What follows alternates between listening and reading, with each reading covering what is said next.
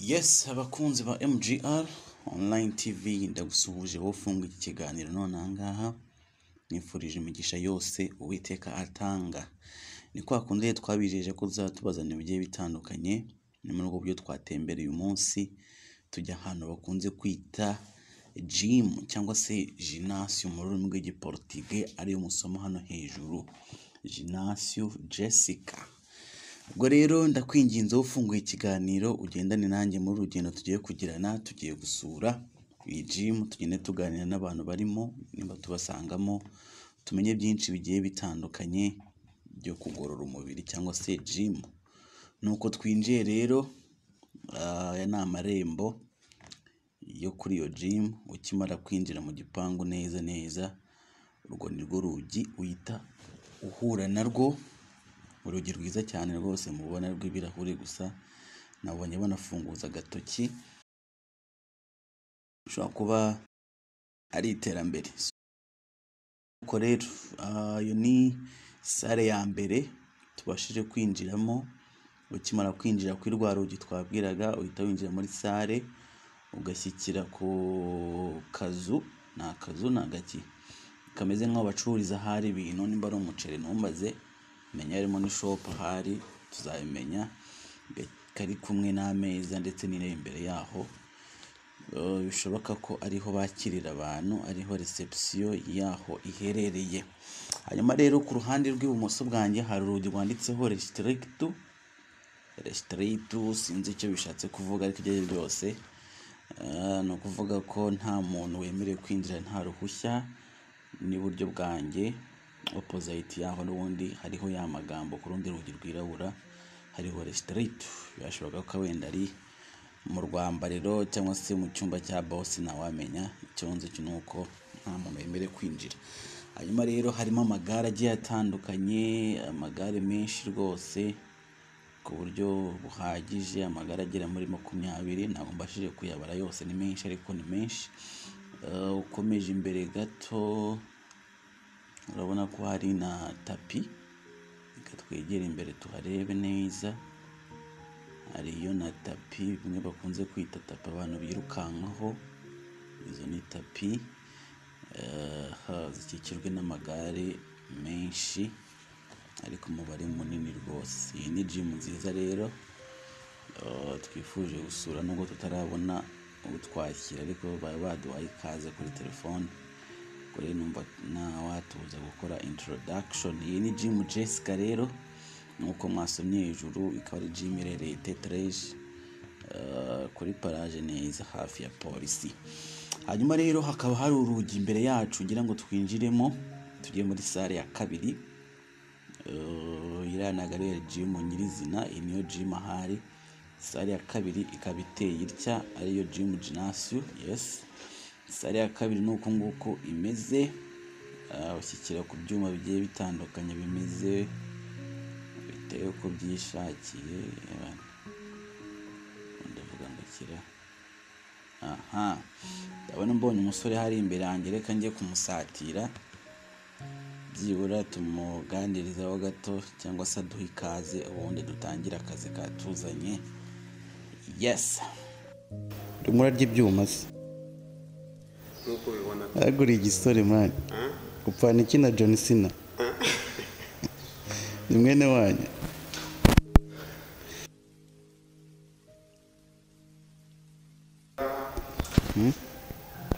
niyo twita agashomeri. Bayita Agashomeri ubwo ikora iki? ngiye ikora amaguru. Rero ni ukubera ko Twagiye.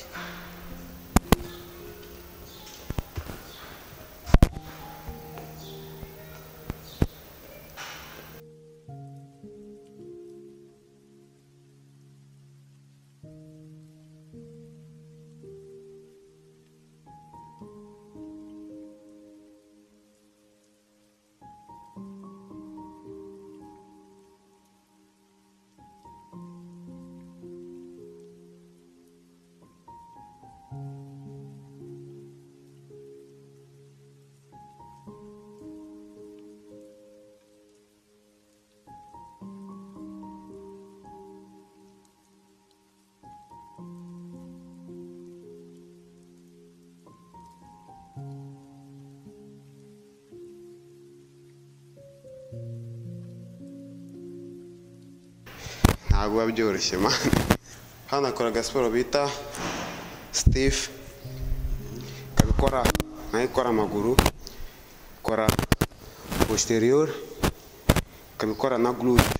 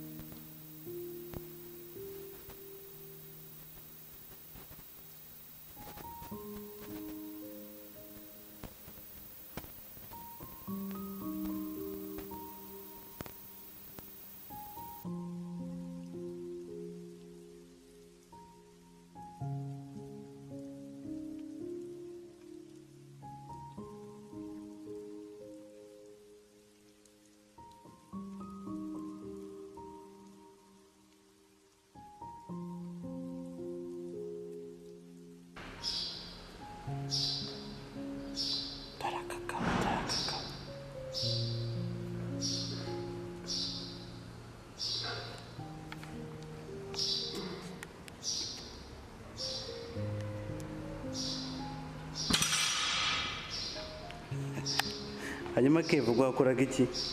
Akora mu mugongo. Iyo ni siporo ikora umugongo. Tukaba tuyita remada. Remada ku bara. Kayima muri siporo nk'izi zikora umugongo. Ntabwo urenda gupfa. Yewe urenda gupfa. Ntabwo byoroshye. Tukubabarire. Ntabwo byoroshye. Okay. Hanyuma se iki cyo gikora iki? Ni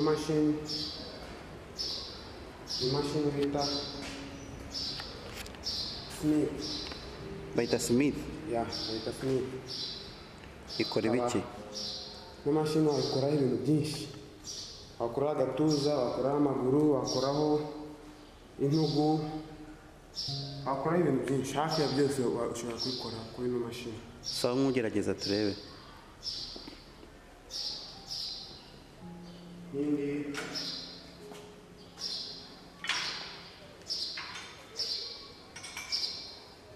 ngiye gukora ni muri siporo zikora umugongo nazo.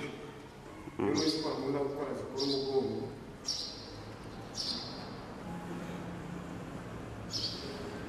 Ya.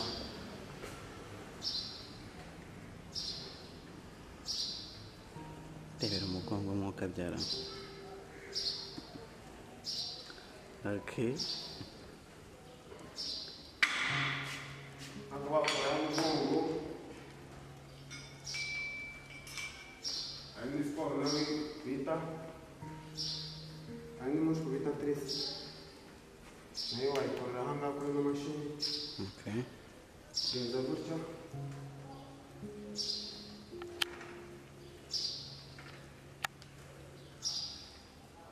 Ubwo ni ukuboko. Iyi ni ukuboko. Inyuma yayo bita tresi. Okay. Nimwe njya ngora mesi. Nimwe ujya ukora. Nawe urayizi. Okay. Indi umuntu yakora. Hari indi kandi ubwo abantu badukurikiye bagize ngo ndi kubeshya. ikora. Njya nkora. Yego rata. Nayo iyi ni siporo nkunda gukora. Iyo ni gukora intugu. Icyo twita ombre.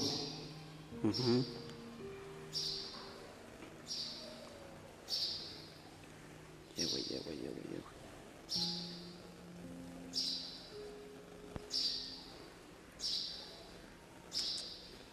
Yewe rekeraho. Okay, guki nicyo bimaze. Kabari na ya siporo ukunda gukora iri hano imwe yanjye mbese imwe yawe ukunda utayivanga utayikoze. abantu dukurikiye bari kubyumva ngo nkora siporo. ubu abantu bari kunyumva batari kundeba bazi ko ndi umuntu ubyibushye bya hatari, nanjye meze nk'uyu musore. nanjye tumeze kimwe, ubwo njye mba nanze kwishyira hejuru. muri kwiyerekana.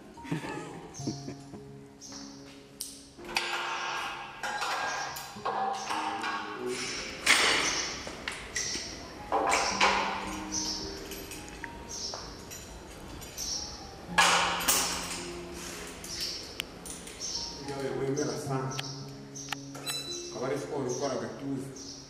Okay. Imwe muri siporo zikora agatuza. Agatuza. Abantu bahita bumva ko mfite agatuza ka hatari. Kagira agatuza nk'aka Schwarzenegger. Gutya sasa.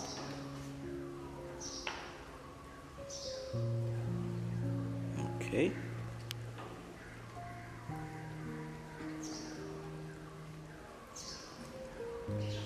Abantu bari kudukurikira bari kubona ukuntu umeze neza nk'uyu musore hano.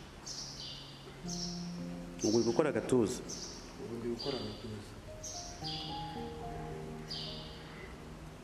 Okay.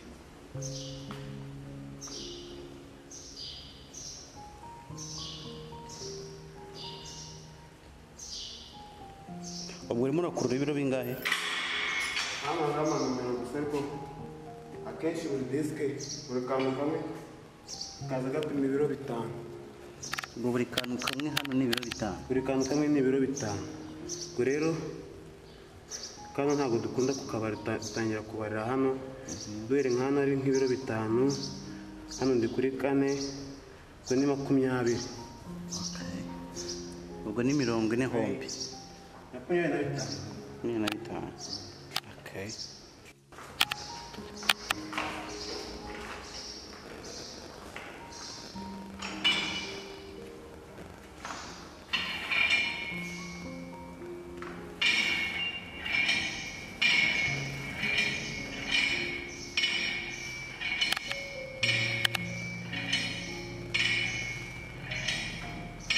Ndani ya gatuza.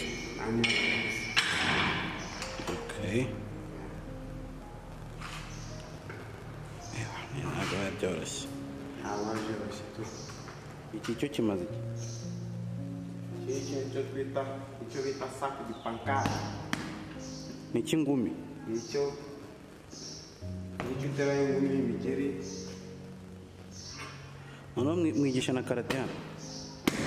Barayigishaga ariko ntabwo turongera kuva covid yatangira twabaye tubihagaritse. Okay. Siko bya bintu bikaze. Mbese imigeri wakubita umuntu akirumirwa? Wakubita tu nta ribi. Okay. Kubita ingumi turebe.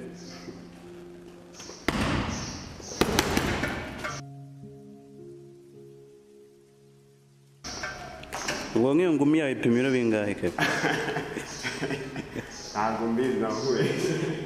Kakuma ntako mugira agapima si ibiro. Kakuma ntako mugira agapima ibiro by'ingumi. Gapima ibiro 1.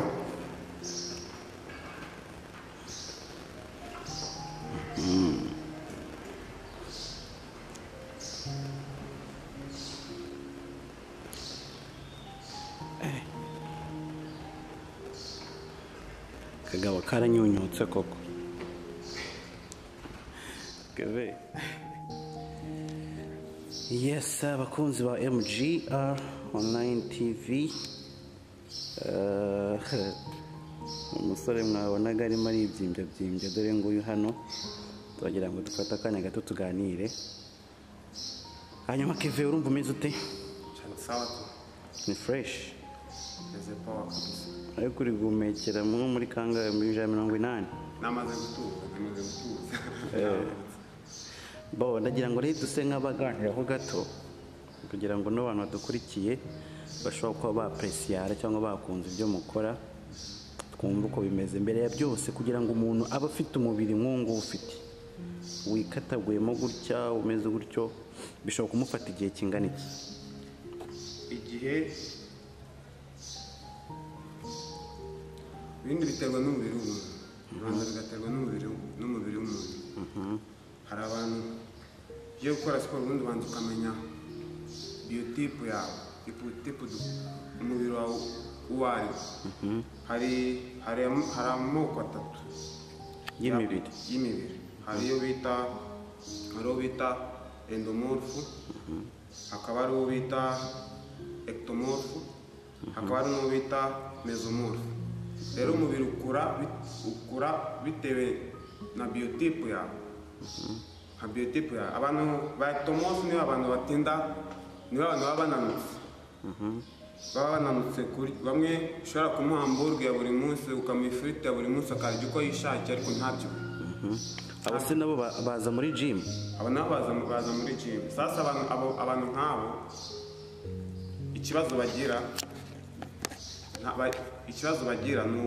bagira kongera umubiri ntabwo biboroheye, kongera icyo bita massa musculaire ntabwo biba biboroheye cyane, ariko bibatwara igihe kinini, ariko umubiri wabo utinda gukura.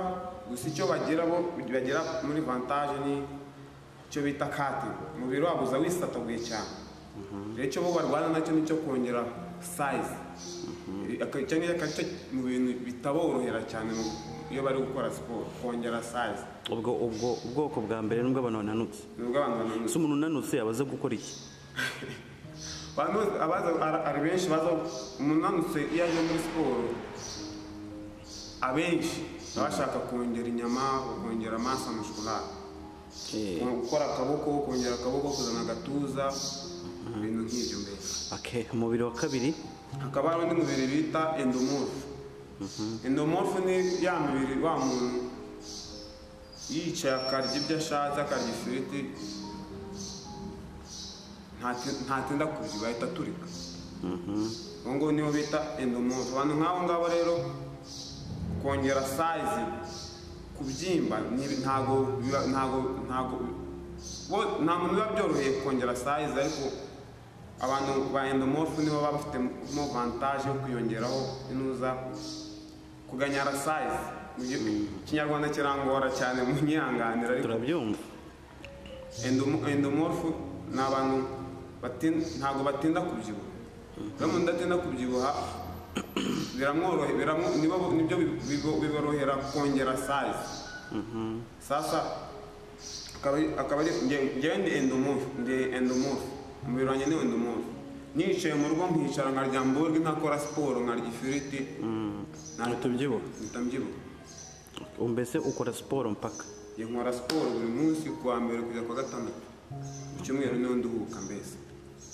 Umubiri wa gatatu akaba ari uwo bita mesomorphe. Mesomorphe ni abantu baba bafite ya body, wa mubiri baba baravukanye ya mubiri ugira ngo ukabareba umuntu ukagira ngo aterura icyuma kandi ntacyo aterura.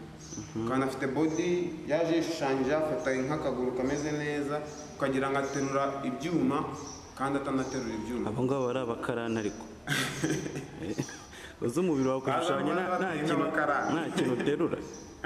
Umubiri wawe kushushanya nta kintu uterura. Hariho abantu nyine bavuka bafite body ifite forme tu, ifite forme, akavuka ifite nk'akaboko ariko akaboko nk'ak'umuntu yateruye ibyuma, ariko nyine muhagarukana afite body iteye neza tu, k'umugabo.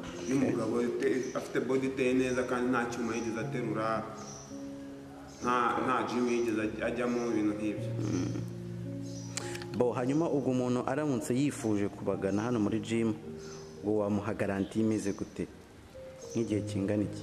Kugira byibura bananutseho, uko abenshi bakunda kuza bashaka kunanuka, cyangwa se wenda amaze kugira nk'umubiri w'abantu b'abagabo. Abaza bashaka kunanuka, kugabanya ibiro, ubundi muri siporo ikintu cya mbere ni discipline. Iyo haje umuntu uje ufite objective muri siporo, ukagira discipline muri siporo, ugakora ibyo umutoza wakubwira, resultat yawe uyigeraho mu buryo bukoroheye. Iyo ufite discipline icyo ushaka kugeraho ukigeraho, nk'umuntu uje gukora siporo ashaka nko kugabanya ibiro, nkamubwira nk'ibintu aba akwiriye kureka kurya, akakurikiza siporo nk'uko bikwiye, amezi nko mu mezi 3 watangiye kureba resultat y'ibyo ari gukora, aho ari kugana mbese. Nko mu mezi 3 watangiye kubona yuko ibyo ari gukora biri kugira resultat. Nko mu mezi 3 ukora siporo neza, ukurikiza alimentation yawe, ukurikiza imirire, ukurikiza imirire, ukora siporo. Mu mezi 3, nyuma y'amezi 3 urahagarara ukireba, mbere y'uko ujya muri siporo, mbere y'uko utangira siporo na nyuma y'amezi 3 uba watangiye kubonamo difference. Ko nabonye ibikoresho byanyu mufite bino bikaze, habarimo n'iby'abagore n'abakobwa cyangwa n'iby'abasore gusa? Nta byuma by'abagore n'iby'abagabo, buri muntu wese arabikoresha. Ese nka ruriya runtu wateruraga, hari umugore waruterura? Aho ngaho rero niho hari ikibazo. Buri muntu wese akora siporo akoresheje ibiro abasha. Ntabwo nagiye nkoresha ibiro mbasha. Oya, urabona hari nk'ibyo wakoraga bikora ukuboko, ukora umugongo. Ubu se n'abakobwa bashaka gukora umugongo? Abakobwa barabikora. Abakobwa baba bashaka gukora ikibuno, agire tayo nziza, atere neza. Abakobwa benshi iyo baje muri siporo, abenshi baba bashaka gukora amaguru, gukora ikibuno, kugira tayo. Nabyo murabifite? Nabyo turabikora mbese. Na ziriya siporo nakoraga z'amaguru nabo barazikora kugira ngo batere neza, bagire amaguru ameze neza, akomeye, afite forme. Kugira ngo umuntu aze muri gym bisaba iki rero? Kugira umuntu aze muri gym hano muri gymnase Jessica, ku kwezi twishyuza 1300 na 200 yo kwiyandikisha. Rero ukwezi kwa mbere uza wishyura 1500. Sasa n'imezi agenda akurikira ugenda wishyura 1300. Ubwo ayo 1300 aba arimo gukora ibyuma na personal trainer? Arimo gukora siporo, ufite n'umuntu ukwitaho, ukubwira icyo uza gukora. Ariko ngo kugira ngo mumere gutyo hari ibintu munywa abantu. Hari ibintu munywa ngo bikagira umubiri gutyo, ubwo mukaza kutubeshya ngo no guterura, kandi ngo ari ibishinge mwitera ko. Ubu nta kintu witeye mwana? Yewe nta kintu witeye. Nta n'ibintu unywa? Ibintu byo nkoresha ni za supplement. Ni ibiki byo? Supplement ni za proteine. Zifasha iki? Za whey protein zifasha, ubundi ni zidufasha mu mirire yacu. Rero biriya proteine ni nk'ibiryo mbese. Ni za proteine tuba dukwiriye kurya mu biryo, ni nk'ibiryo mbese. Ariko ngo abantu muterura ibyuma murarya koko? Wakwereka nicaye mu rugo ndi kurya ikiro cy'umuceri. Sister wanjye we ntajya amenyera, buri munsi iyo naruye arambaza, we ibyo biryo urabimara? Buri munsi iyo naruye arambaza, ibyo biryo urabimara? Utabyibuha? Ikibazo si ukurya cyane, ikibazo ahubwo nibyo turya. Ukunda kurya iki ubwo? Nkunda kurya umuceri, nkunda kurya amagi atogosheje, ndya umuceri cyane, amagi atogosheje, nkunda kurya frangu, inkoko nayo igira proteine. Nzi ko mujya mutubuza inkoko? Ko mutubuza inkoko? Ubundi inkoko n'ifiriti ngo ntabwo ari byiza. Ifiriti ntabwo ari nziza. Inkoko nta kibazo. Inkoko nta ribi? Inkoko nta kibazo. Inkoko igira proteine cyane agatuza k'inkoko kagira proteine cyane. Inkoko rero nabwo biterwa n'uburyo umuntu aba yayiprepara.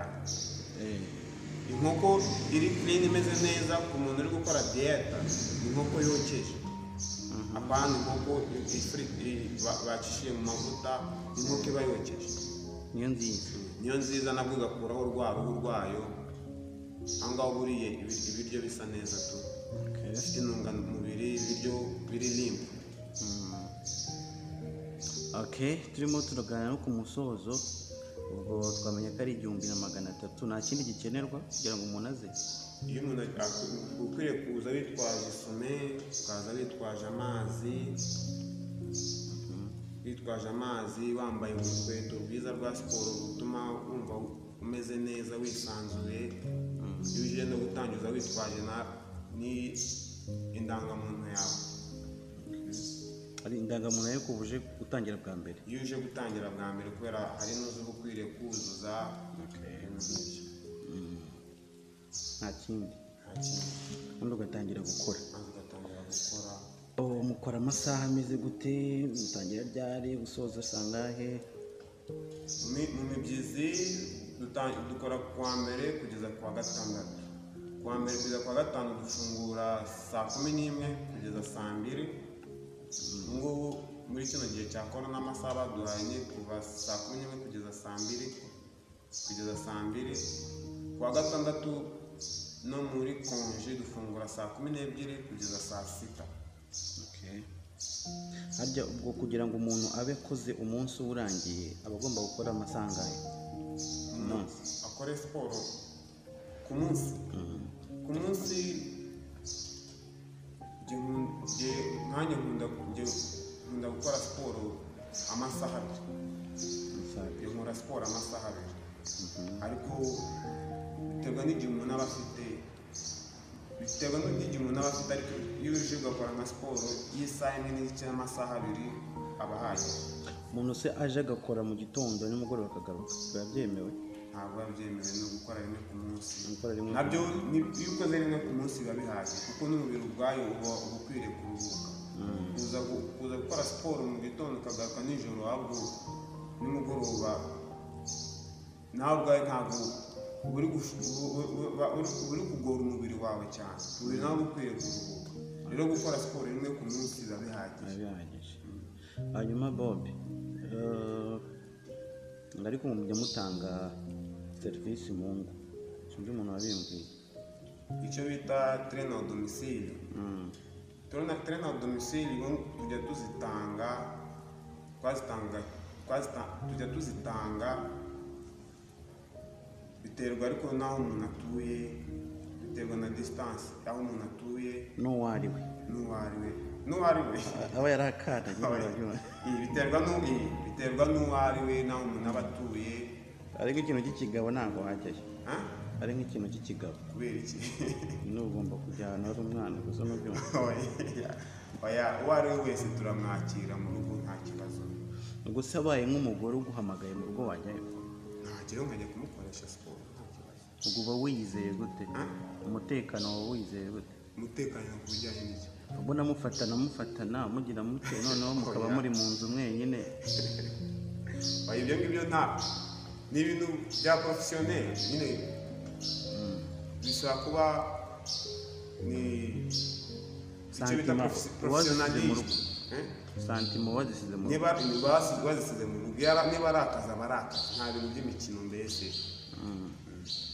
Nibyo niko bimeze. Hanyuma Keve, ibi bintu ubona byatunga umuntu? Nk'akazi nyine ka buri munsi?